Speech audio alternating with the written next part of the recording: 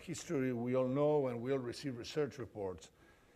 But going forward, I'd like to make just a few comments.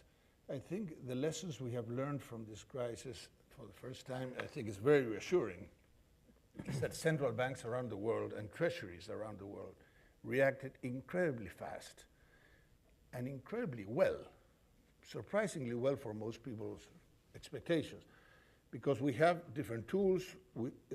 People have learned their economic lessons in business schools, in economic schools, wherever, and we have witnessed central banks using all the fantastic weapons and elements they had to flood the market with liquidity when demand for money was there. So despite Lehman, I think we have avoided a much substantial harm by the quick and powerful reaction of central banks and treasuries.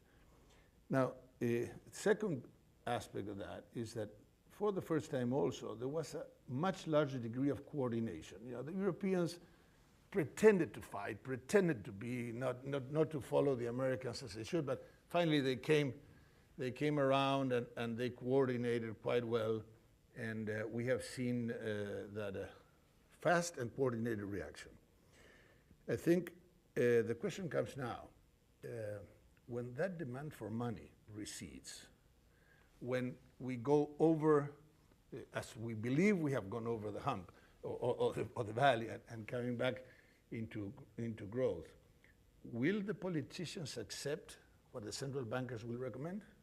I think that's the trillion-dollar question, because fortunately Mr. Bernanke's ratification comes before he needs to start tightening.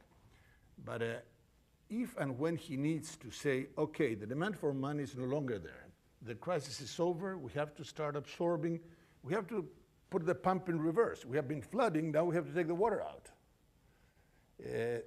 Nobody's talking about that. And that is a trillion-dollar question, because if that doesn't happen fast enough, if it's not strict enough, if it's not disciplined enough, then we will see, as some people are already worrying, tremendous amount of inflation. Will the US be tempted to inflate itself out of debt? You will end up this process with massive amounts of debt, trillions of dollars of debt, and government deficit that has to be financed and has to be paid. Now, the temptation, and I'm telling you, I know this because I'm coming from chairing a central bank in a country that did not have the privilege of printing dollars. We're printing pesos and nobody cared for pesos, so we really couldn't do anything. But when you're printing dollars and people seem to like dollars, then